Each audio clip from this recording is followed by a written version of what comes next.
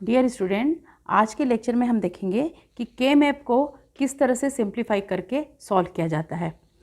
बहुत सिंपल है बट बहुत इंटरेस्टिंग है। इसको सिंप्लीफाई करने के लिए कुछ बेसिक प्रोसीजर हैं। तो मान लो सबसे पहले हम एक के मैप लेते हैं 4 वेरिएबल का। 4 वेरिएबल है, इसका मतलब इसके 16 सेल्स होंगे।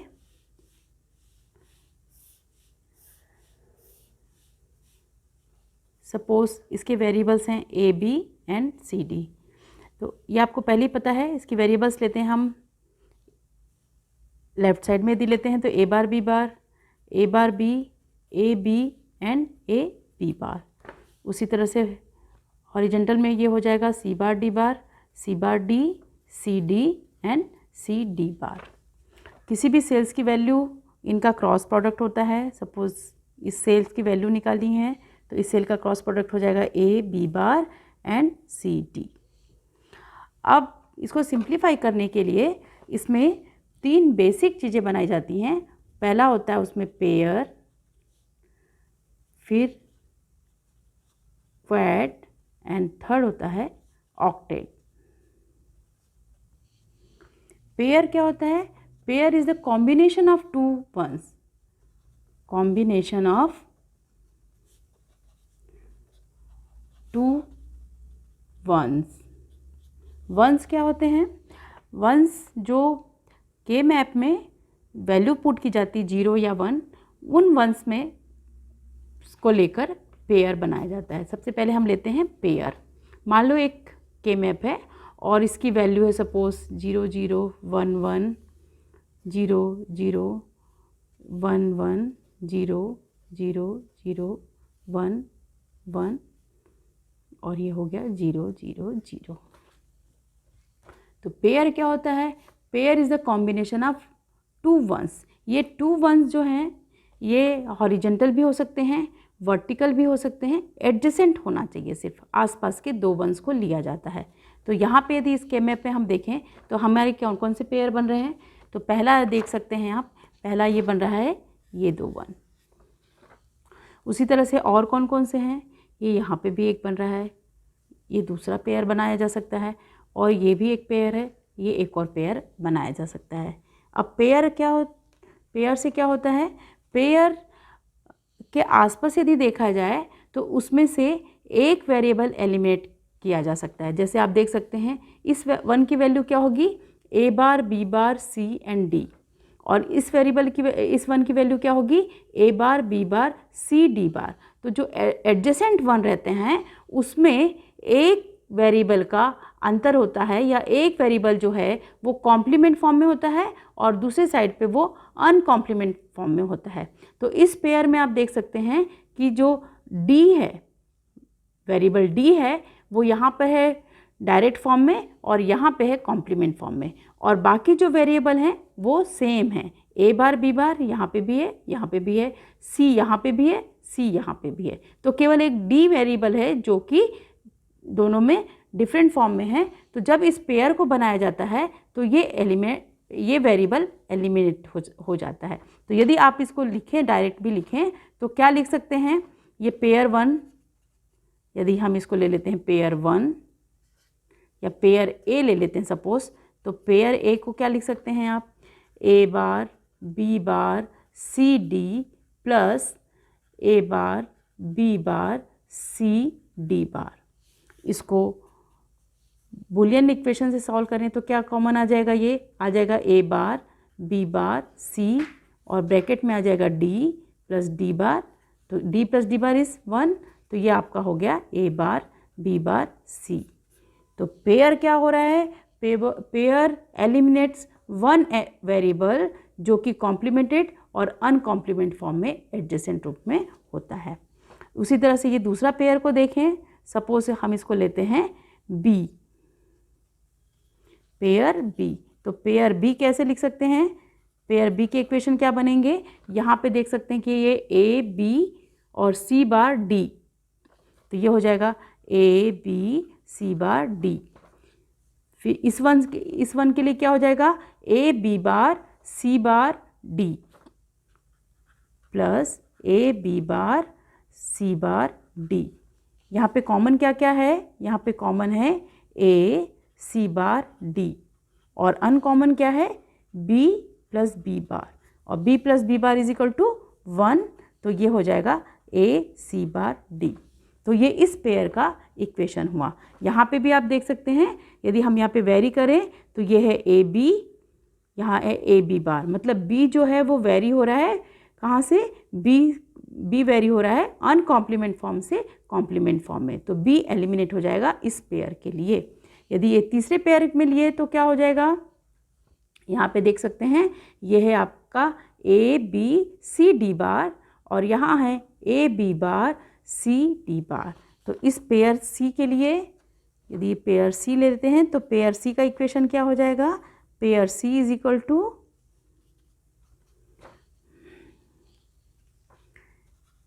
ए बी, इसका इक्वेशन हो जाएगा A B C D bar plus A B bar C D bar.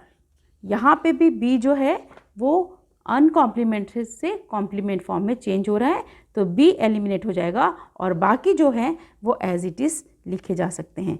A C D bar common हो जाएगा इन दोनों इक्वेशन से, और बी प्लस बी बार दोनों का सम होके हो जाएगा 1, ए सी डी बार इस पेयर का इक्वेशन होगा। इस तरह से पेयर जो है एक वेरिएबल को एलिमिनेट करता है। तो पेयर के बारे में लिख सकते हैं, pair is a combination of 2 ones and it eliminates one variable. याद रखिए पेयर हमेशा एक वेरिएबल को एलिमिनेट करता है। नेक्स्ट लेते हैं हम क्वैड। क्वैड क्या होता है, एक फिर से ले लेते हैं कोई सा भी के मैप, और के मैप में एक वैल्यू रख लेते हैं 1 1 1 1 0 0 1 0 0 1 1 1 1 0 0 एंड 0। सपोज फिर से ले लेते हैं ये A B and C D. अब हम ये नहीं लिखते हैं, आप देख सकते हैं क्वैड क्या होता है। क्वैड जो है that is a combination of 4 ones। वो 4 1 आइदर वर्टिकल हो सकते हैं, आइदर हॉरिजेंटल हो सकते हैं, या स्क्वायर फॉर्म में भी हो सकते हैं। तो यहाँ पे हम देखते हैं कि क्या क्वैड क्या है। यहाँ पे अब देखें तो एक पेयर ये बन रहा है, एक पेयर ये बन रहा है। इन दोनों का यदि कंबाइंड बनाएं तो क्या होगा, ये एक क्वैड बनेगा। तो इस पेयर का इक्वेशन क्या होगा, यदि आप इसको लिखते हैं फिर से लिखना पड़ेगा हमें, A bar B bar, A bar B, A B bar, A B and A B bar. यहाँ हो जाएगा C bar D bar, C bar D, C D and C D bar. तो इस पेयर 1 का इक्वेशन क्या होगा, pair 1 का equation हो जाएगा, ये दोनों कॉमन है, मतलब ए बार बी बार हम देख चुके हैं पेयर कैसे बनाया जाता है। जो भी कॉमन है उनको लेते हैं और जो वेरिएबल वेरी हो रहा है उसको छोड़ देते हैं। तो आप यहाँ पे देख सकते हैं कि वेरिएबल डी वेरी हो रहा है from D bar to D, तो ये हो जाएगा A bar B bar C बार। ये इस पेयर का इक्वेशन हुआ। उसी तरह इस पेयर का इक्वेशन क्या होगा, इस पेयर का इक्वेशन हो जाएगा ए बार बी बार, और यहाँ पे फिर से डी वेरी हो रहा है और बचा क्या है सी, तो ये हो जाएगा ए बार बी बार और C. Now we are discussing about quad. Quad क्या है, that is the combination of 4 ones या 2 पेयर। तो यहाँ पे 2 पेयर को यदि कंबाइन करेंगे, आसपास के एडजेसेंट पेयर को कंबाइन करें तो क्या होगा, इन दोनों में भी देख सकते हैं, इन दोनों में क्या हो रहा है, A bar B bar C बार है और ए बार बी बार सी है। तो वेरी कौन सा हो रहा है, सी बार, तो सी एलिमिनेट हो जाएगा और बचेगा क्या, ए बार बी बार। यदि इक्वेशन के रूप में लिखें तो क्या होगा, क्वैड इज इक्वल टू ये हो जाएगा A bar B bar C bar plus A bar B bar सी, या ए बार बी बार कॉमन निकाल लिया, सी बार प्लस सी और बचा ए बार बी बार। तो ये क्वैड का इक्वेशन हुआ ए बार बी बार। और भी यदि देखा जाए तो इसी इक्वेशन में, इसी के मैप में क्या बन सकता है, ये एक क्वेड और बन सकता है। ये क्वेड है, ये जो कि वर्टिकल रूप से बनाया गया है। तो यदि हम डायरेक्ट इसको देखें तो क्या होगा, जो कॉमन वेरिएबल्स हैं उनको हमको लेना होगा और जो वेरिएबल वेरी हो रहे हैं उनको एलिमिनेट करना होगा। तो यहाँ आप देख सकते हैं ये ए bar B bar A bar B, तो चूंकि बी वेरी हो गया इसलिए बी एलिमिनेट हो गया। फिर आगे चलते हैं, ये ए बी और ए बी बार, तो ए भी वेरी हो रहा है ए बार टू ए, तो ए भी एलिमिनेट हो गया। अब बचा क्या इस वेरिएबल में, सी डी। तो आप देख सकते हैं सी डी पूरे 1 के लिए कॉमन है, तो इस क्वेड का इक्वेशन क्या हो जाएगा, सी डी। क्या हो जाएगा, सी डी। यहाँ पे इसी इक्वेशन में आप देखेंगे तो क्या है, एक और पेयर बन रहा है, ये एक पेयर बन रहा है सिंपल। तो इस पेयर का इक्वेशन क्या हो जाएगा, इस पेयर का इक्वेशन होगा ए बी बार, और यहाँ से हम देखें तो क्या क्या वेरी हो रहा है, सी बार डी, तो वेरी हो रहा है डी, तो इसको एलिमिनेट कर दे सकते हैं और इसका इक्वेशन लिख सकते हैं ए बी बार सी बार। तो इस पेयर का ये इक्वेशन हुआ। तो इस तरह से एक पेयर एक वेरिएबल को एलिमिनेट करता है, लेकिन क्वेड 2 वेरिएबल को एलिमिनेट करता है। तो आप लिख सकते हैं Quad is a combination of, Quad जो है combination of 4 ones and eliminates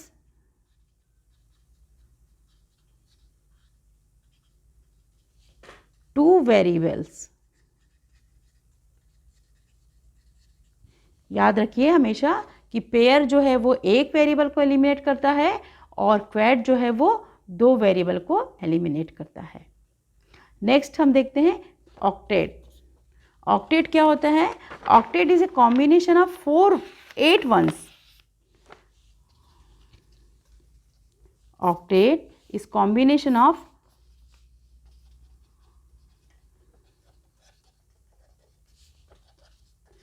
8 ones।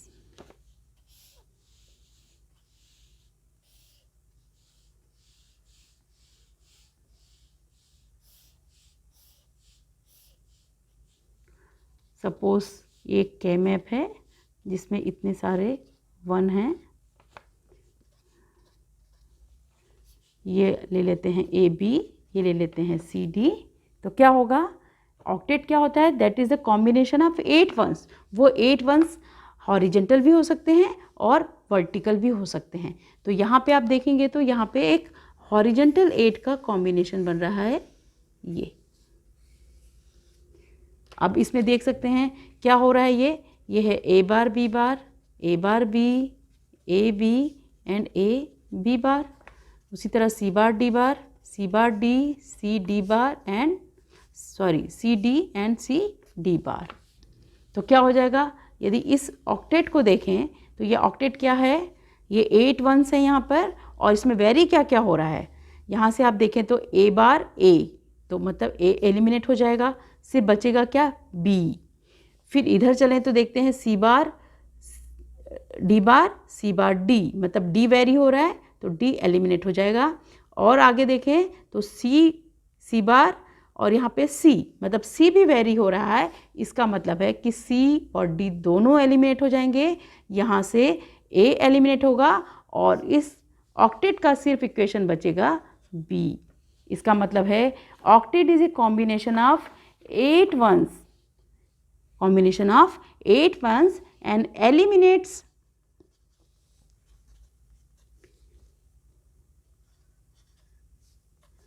3 variables को एलिमिनेट करता है।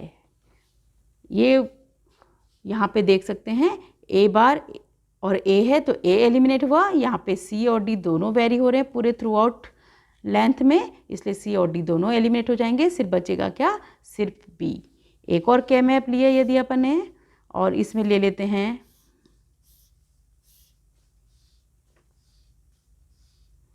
1 1 1 1 1 1 1 1, और बाकी यदि ले लेते हैं 0 0 तो ये क्या बनेगा, ये भी बनेगा एक ऑक्टेट, और ये ऑक्टेट बनेगा।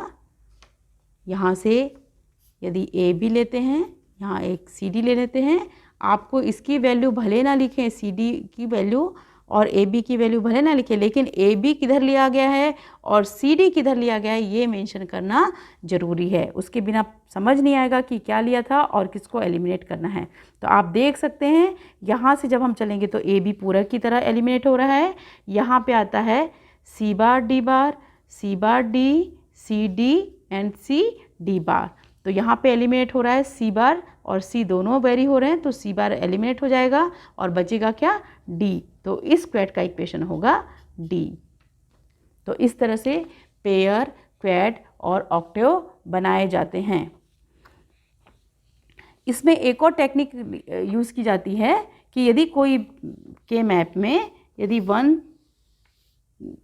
के साथ दूसरा पेयर, क्वैड और ऑक्टेव बन रहा है तो उसको भी एडजेसेंट रूप में यूज़ किया जा सकता है। जैसे कि ये है 0 0 1 0 0 1 1 0 0 1 1 0 और 1 1 0 एंड यहाँ पे हम ले लेते हैं इसको 1।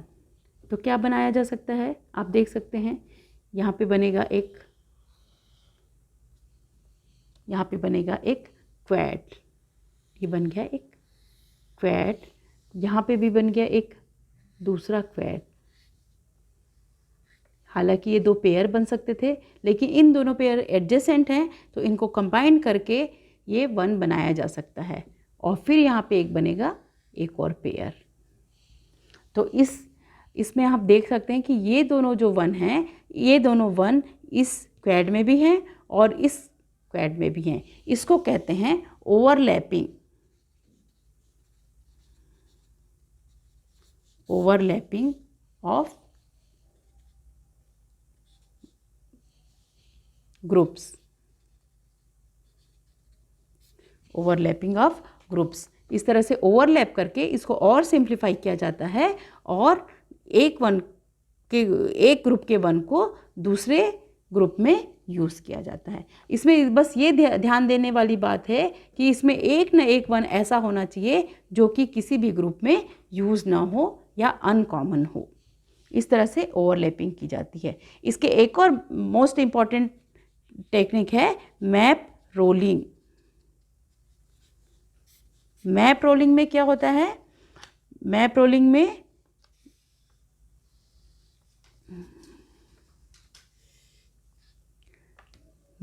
में हम किसी के मैप को रोल करके भी ग्रुप बना सकते हैं। रोल करने का मतलब क्या है, यहाँ पे जैसे सपोज यहाँ दिया है एक 1 और यहाँ दिया है एक और 1, तो क्या किया जा सकता है, यदि हम इस शीट को या इस के मैप को रोल करें तो आप देख सकते हैं कि ये जो है ये इसके पास आ सकता है, ये इसके पास आ सकता है।